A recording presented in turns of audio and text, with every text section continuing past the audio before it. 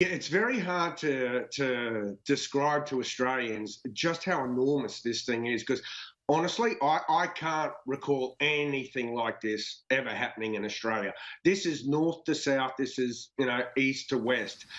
You know, there's 36 cities that are essentially ablaze. And I'm sitting here right now 2,471 kilometres away from the street where poor George Floyd died, and I'm in a state of emergency. And Beverly Hills, on famous Beverly Hills, a stone's throw from here, is preparing to go back into an 8 p.m. curfew. So this is right across the country. Now, at least 1,660 people have been arrested across 22 cities, and that was the figures this morning. I'm sure there's more now. As I said, here in Los Angeles, state of emergency. At the urging of the mayor of Los Angeles, California called in the National Guard. We're going to have troops on the streets. In New York City, for example, there was 345 arrests, including 3 people with Molotov cocktails. 48 police cars have been damaged and 33 cops have been injured. And I think you'll see at some point footage of a New York City police car plunging into a crowd because the cops thought they were being ambushed. I've been watching footage this afternoon out of Pittsburgh. A police convoy was basically immobilised, then all of the vehicles were destroyed, burned and looted. I mean, this is unbelievable in the scale and magnitude and the emotion. But as the chief of police in New York says, there are protests, that's one thing, but then there are mobs. And that's what we're seeing. We're seeing a lot of pent-up anger, white and black, being unleashed because of this abuse of police power and the killing of a black man, George Floyd. And the cop who had his knee on this man's neck has been charged, but with third-degree murder, which means under Minnesota law that he had a depraved heart. That's just angered people even more. They feel like no one is listening. I see the point, and it's quite true. But what I'm wondering, I mean, the US is an absolute powder keg at the moment, and these things, they happen in the US every couple of years. It's almost cyclical. There was one in Baltimore. Remember this a couple of years ago? Again, it was police brutality against minorities, and there were these race riots. But then they somehow, after a couple of days, they get overtaken and hijacked by anarchists who are just out there to destroy property. And I spoke to Dave Sharma about this about 15 minutes ago, and he agreed. Is that how you see it, or do you seem to think that this one is a little bit separate?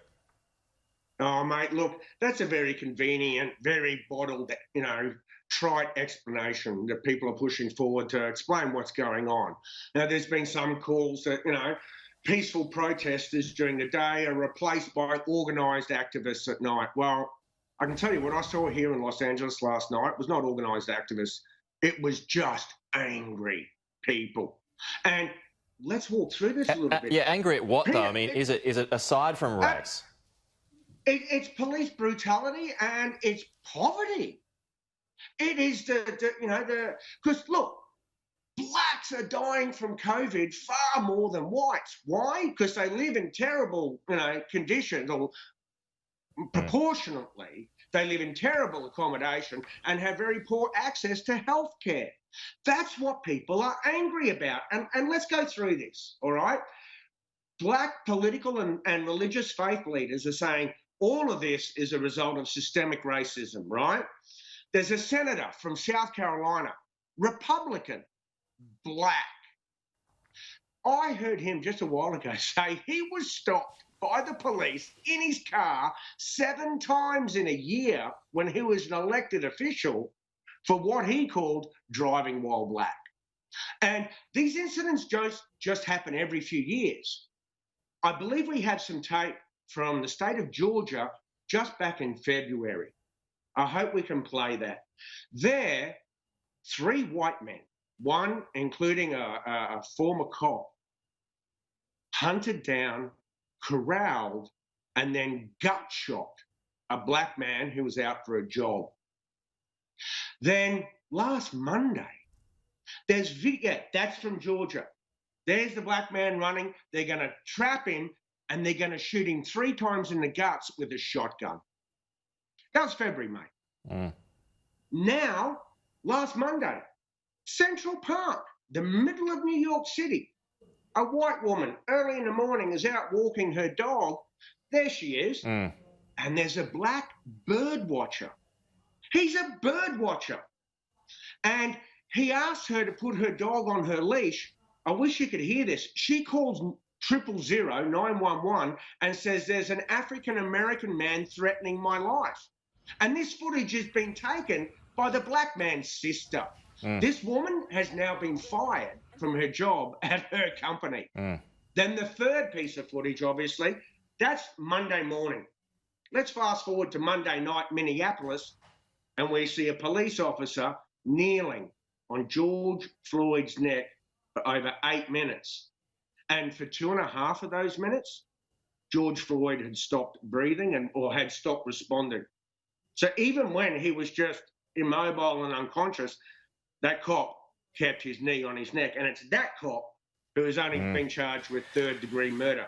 And then we have President Trump, the highest authority in the land, pushing out a tweet that says the governor in Minnesota, I've just told him he has the full military behind him. I mean, what does that mean? Yeah, when the looting. And then the president says, when the looting starts, the shooting starts.